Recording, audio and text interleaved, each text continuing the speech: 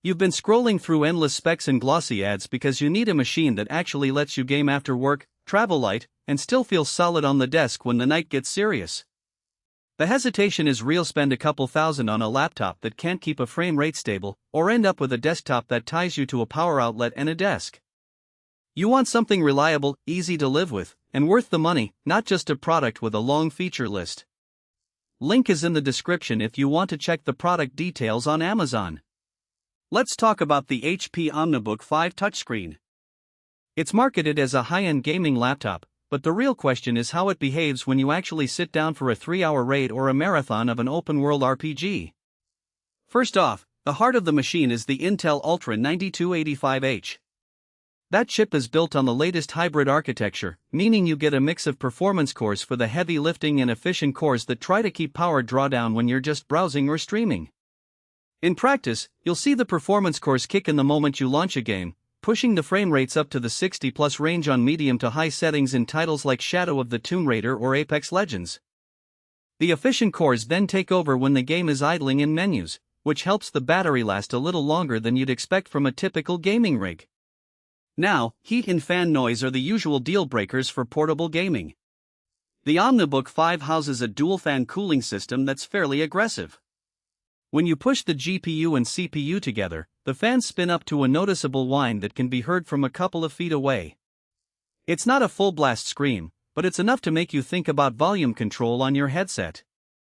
After about an hour of continuous play, the chassis does get warm, especially around the rear vent, but it never reaches the point where you're forced to set the laptop down.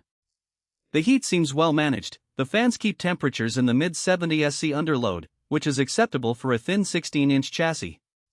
If you're in a quiet apartment or you stream while gaming, you might want to keep a fan pad handy to dial the noise down a notch.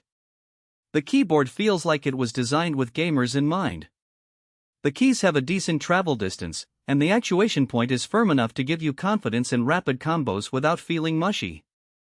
There's a subtle backlight that can be set to different zones, which is handy if you often game in dim rooms.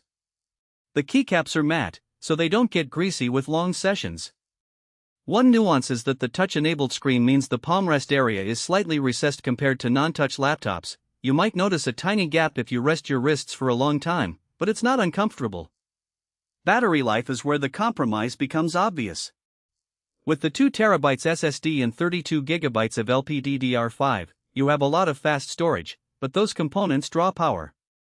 HP quotes around 8 hours of mixed usage, and you'll see something close to that if you're mainly browsing, writing, or watching movies. Throw a game like Cyberpunk 2077 into the mix, and you drop to about 3 to 4 hours before you need to plug back in. That's typical for a high-performance laptop, but it's something to keep in mind if you expect to game on the go without a charger in your bag. Display quality is where the OmniBook 5 actually shines for both gaming and productivity. The 16-inch 2K touchscreen offers a 2560x1440 resolution with a 120Hz refresh rate.